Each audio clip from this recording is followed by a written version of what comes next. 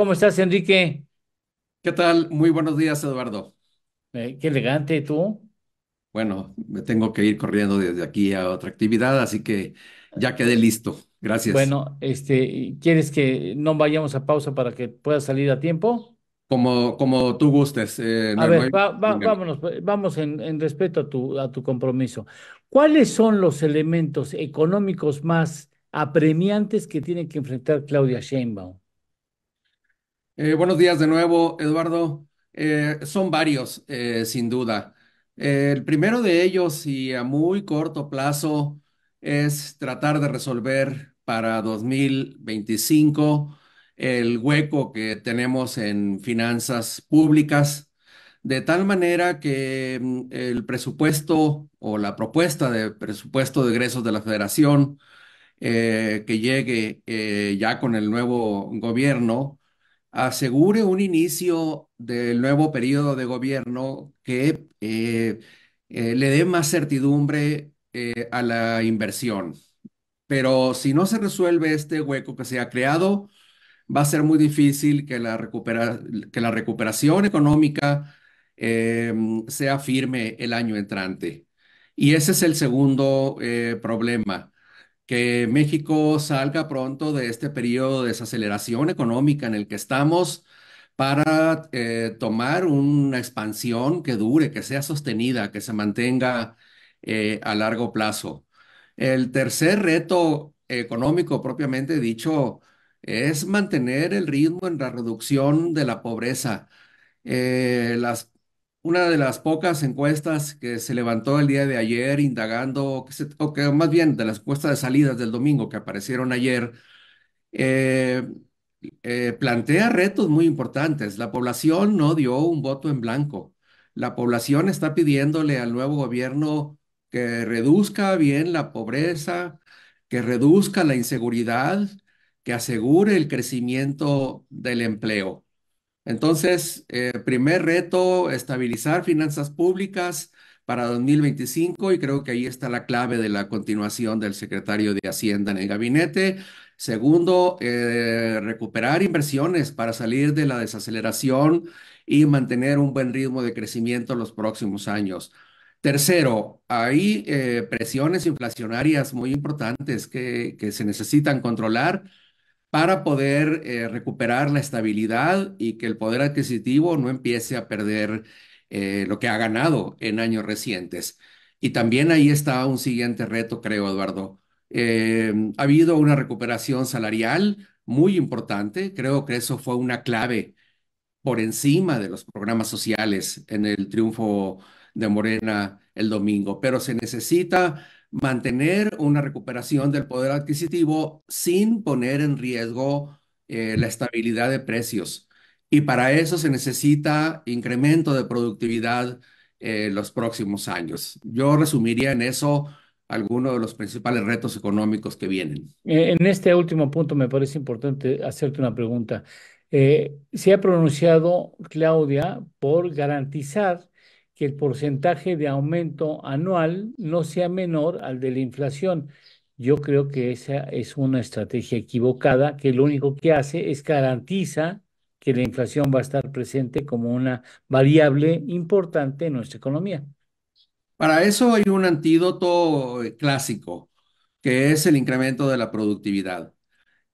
Si hay un incremento de la productividad, entonces es posible técnicamente mantener una recuperación del poder adquisitivo, es decir, un incremento nominal de salarios por arribita de la inflación. Eh, Sin incremento de productividad, eso se complica, a no ser que se trate del salario mínimo. El salario mínimo sigue teniendo márgenes para recuperarse, aunque en la frontera norte Ya. ya ese margen es muy probable que se esté agotando, pero en el salario mínimo del resto del país todavía es posible mantener su recuperación y creo que es correcto llevarlo hasta el equivalente de dos canastas básicas de acuerdo al cálculo de Coneval.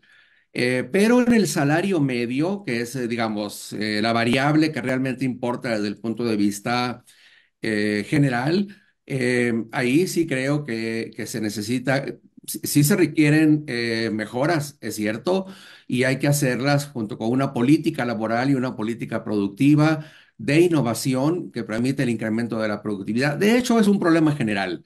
La economía mexicana necesita incrementar la productividad en los próximos años y hacerlo de manera acelerada.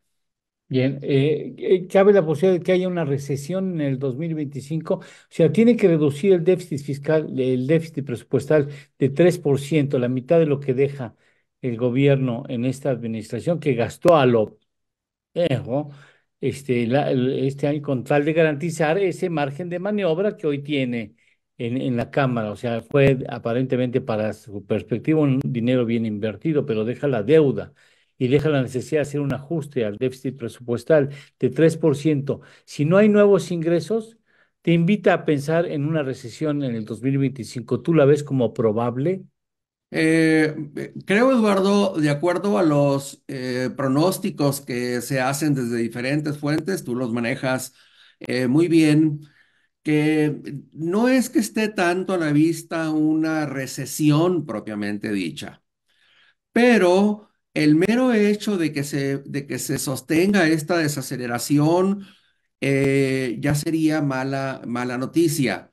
La expectativa, pues, no es muy buena. Es de hecho un crecimiento máximo de 2% anual para 2025.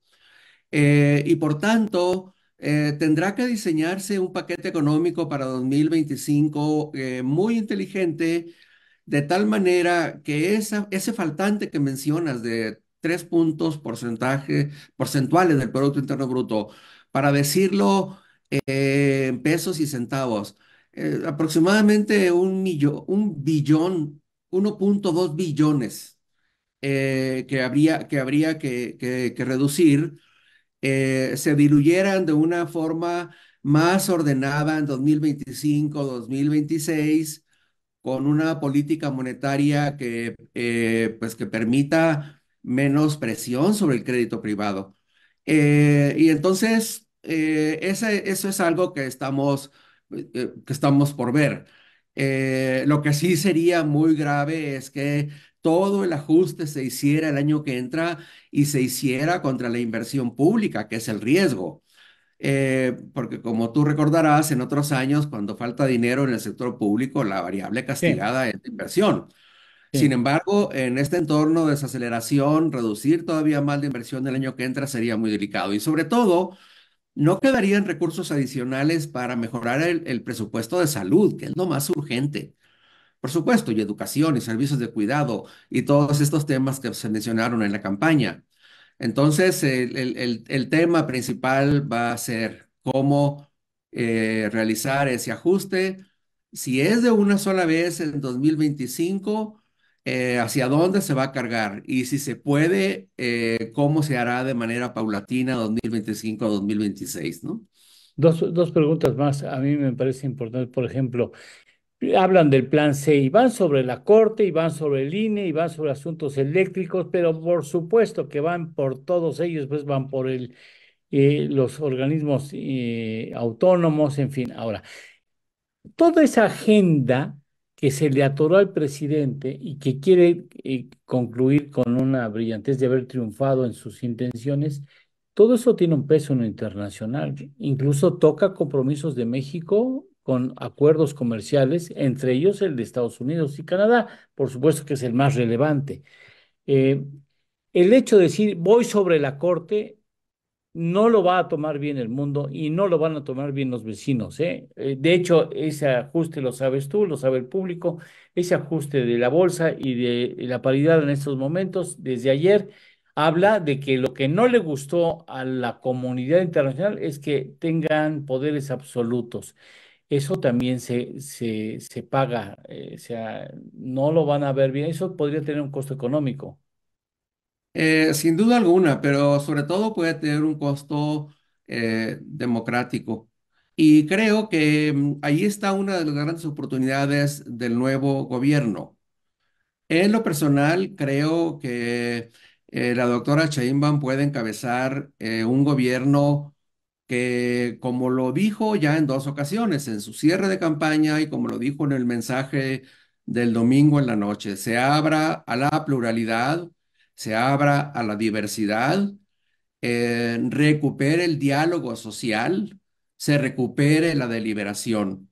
A estas alturas y con un triunfo tan contundente en la elección general en la Cámara de Diputados, en especial, y también en el Senado, por supuesto, aunque no logren la mayoría calificada Morena y sus aliados, a estas alturas, con un triunfo tan contundente, el próximo gobierno puede encabezar una conducción más abierta, menos conflictiva. Y a esas alturas puede lograr corregir algunos de los sesgos.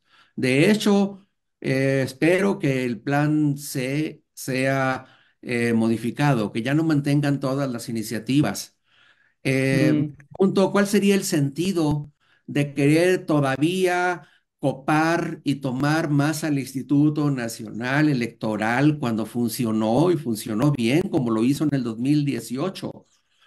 Organizó una elección ordenada, garantizó el ejercicio del voto, es decir, es una institución que está funcionando y lo vimos en 2018 y lo vimos el domingo pasado. ¿Cuál es el sentido de cooptarlo todavía más? ¿Cuál es el sentido de neutralizar y copar e incluso desaparecer órganos autónomos cuando tiene la legitimidad electoral tan clara? Yo diría, esa es la oportunidad para que este gobierno recomponga su perspectiva de derechos humanos, para que la Comisión Nacional de Derechos Humanos vuelva a ser nuevamente un órgano autónomo con credibilidad y salga de este marasmo y de este estado de control total que tiene por parte del Ejecutivo. Y así con estos dos ejemplos, en IR y la Comisión de Derechos Humanos, creo yo, el próximo gobierno puede reivindicar una política democrática que respete los contrapesos, no solamente en el poder legislativo, sino también en los órganos autónomos.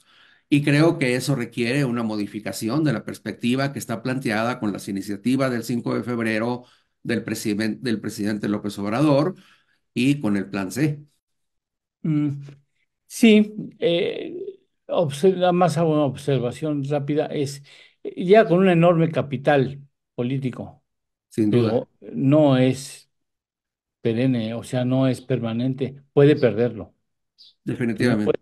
es un capital que también puede perderse si no se ejerce el poder de una manera inteligente, prudente, democrática, abierta. Ese capital lo vas perdiendo, ¿eh? Y si no das resultados, lo puedes perder. Ojalá no lo pierda, pues, pero lo puede perder. En fin, no, te agradezco mucho que hayas estado aquí con nosotros, Enrique, como siempre, en esta tu casa. Al contrario, agradezco mucho la invitación. Muy buenos días para todos, para tu equipo y para el público. Gracias. Muchas gracias. Hasta pronto.